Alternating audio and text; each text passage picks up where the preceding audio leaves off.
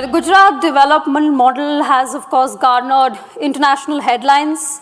There's been a lot of praise and even the occasional controversy. The state is extremely industrialized. It contributes 8% to the country's GDP, and it set itself this very, very ambitious target of becoming a $1 trillion economy by 2030. Now, we have with us a man who is going to be instrumental, perhaps, in the state achieving that target. He's one of the youngest ministers. He juggles a lot of portfolios, 9 of them, so I'm sure he's got more than a 70-hour week. And we have Mr. Harsh Sanghvi with us. He's the Home and Industries Minister of Gujarat, among the several other portfolios that he manages. And he's going to be talking to us today at IGF.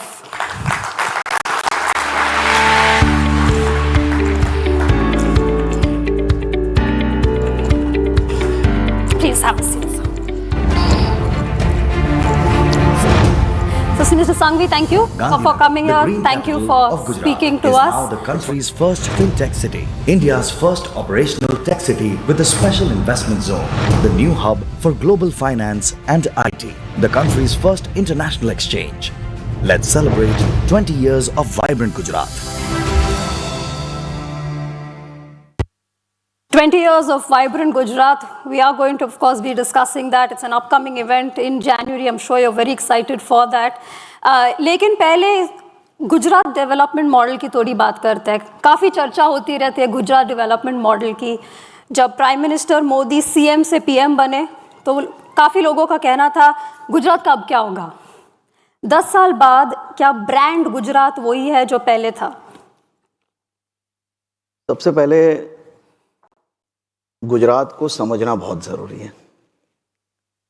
Vibrant Gujarat और vibrant Gujarat की story ये बहुत ही interesting है. 2003 में जब प्रधानमंत्री मोदी जी ने vibrant Gujarat देश के सामने इंट्रोड्यूस किया, हज़ारों लोग उसको क्रिटिसाइज़ कर रहे थे. कई कंपनीज़ उसमें पार्ट लेने में उनके स्टेट गवर्नमेंट्स की ओर से, कई और जगहों से, दे वर फेसिंग सेवरल इश्यूज़. लेकिन गुजरात ने किस प्रकार से गुजरात के पूरे सिनारियो को चेंज किया, ये समझना बहुत ही ज़रूरी है.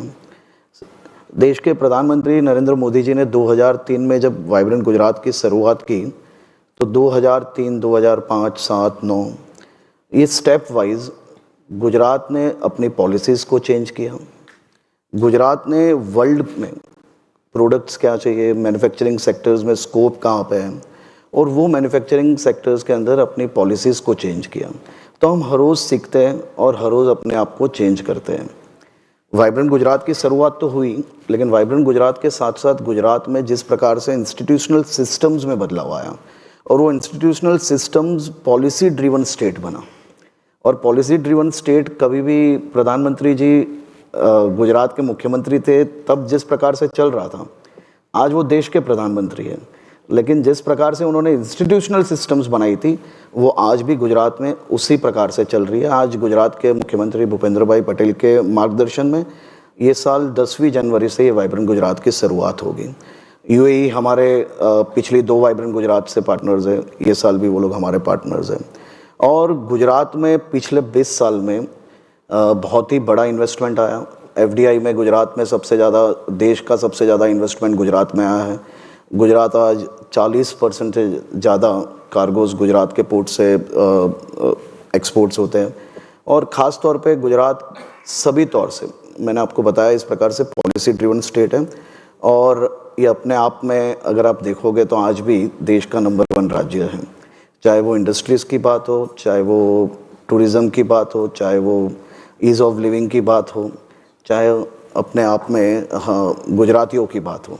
वो अपने आप में मेहनत करने वाले लोग हैं. अभी आपने बताया, मेरे से आगे वाले स्पीकर ने जब बताया कि 100 आवर्स अ वीक, गुजरात के लोग मेरे ख्याल से 100 आवर्स अ वीक सालों से काम करते हैं.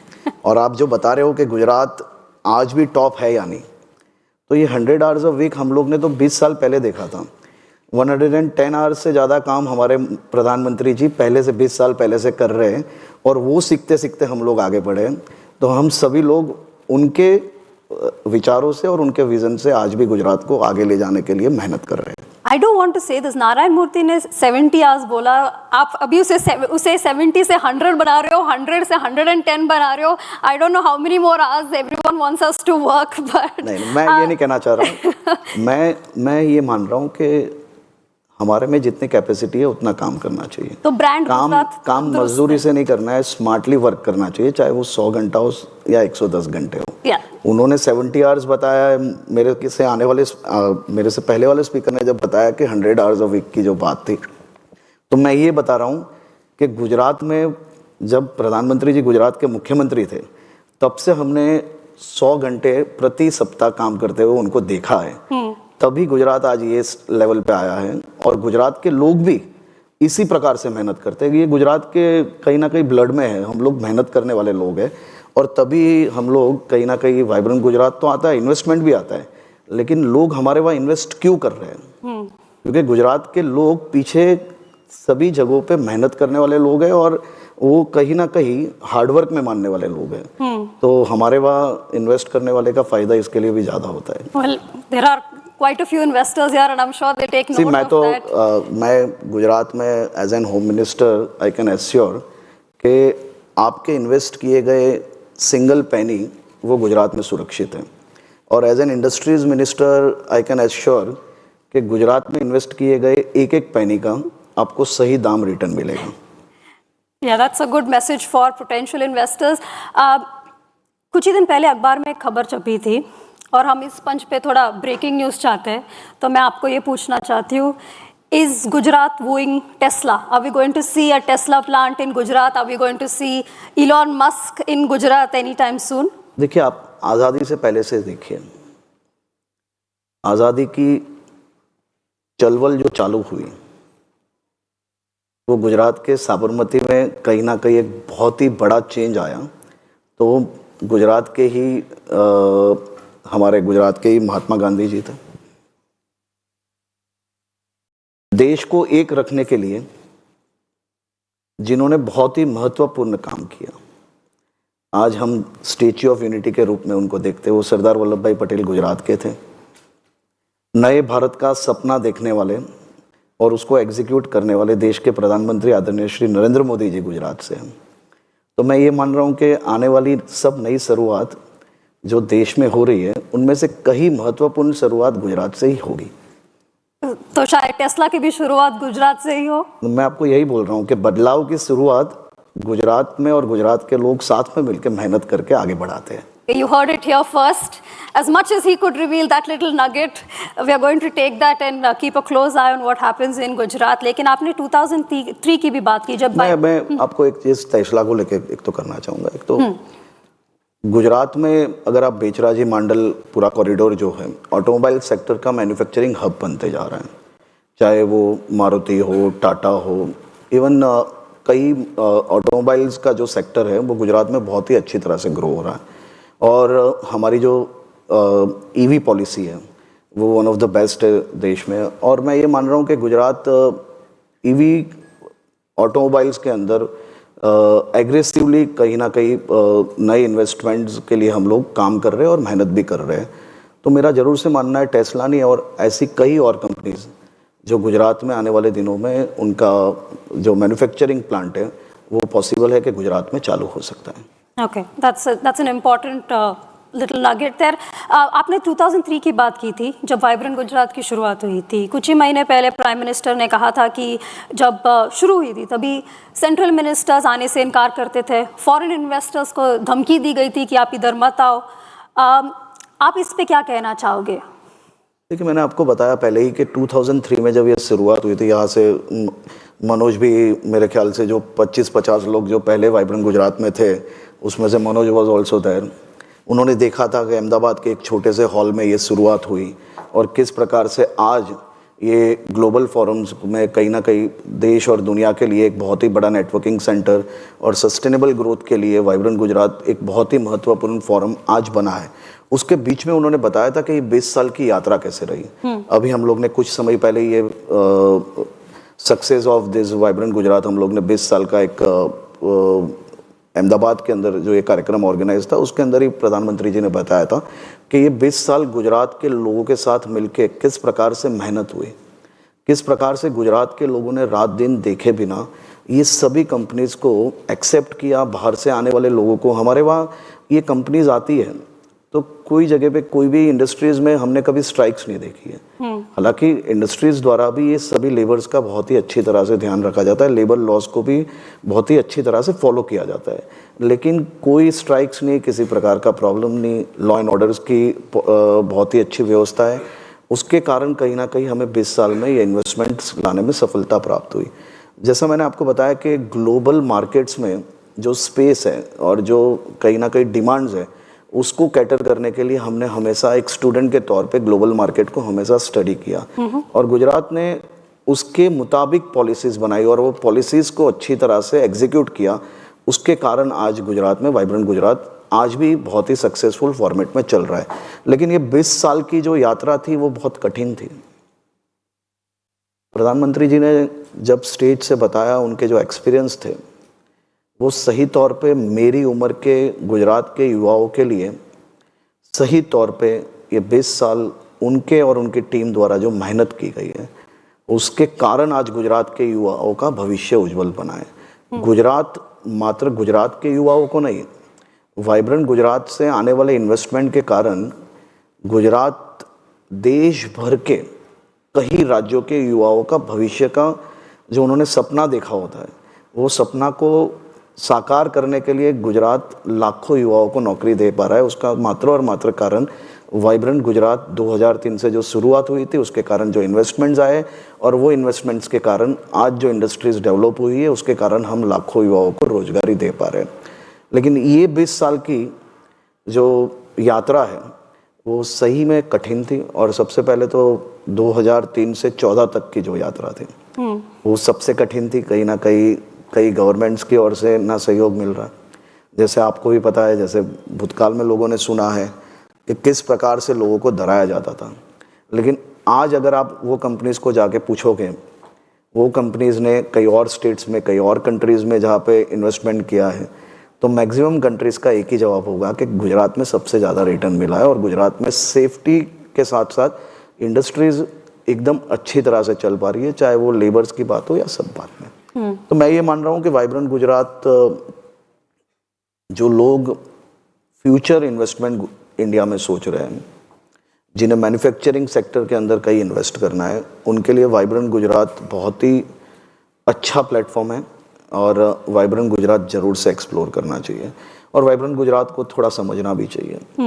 ये कठिन यात्रा जरूर से हमने पार कर ली है, लेकिन हम आज भी बैठे नहीं हैं।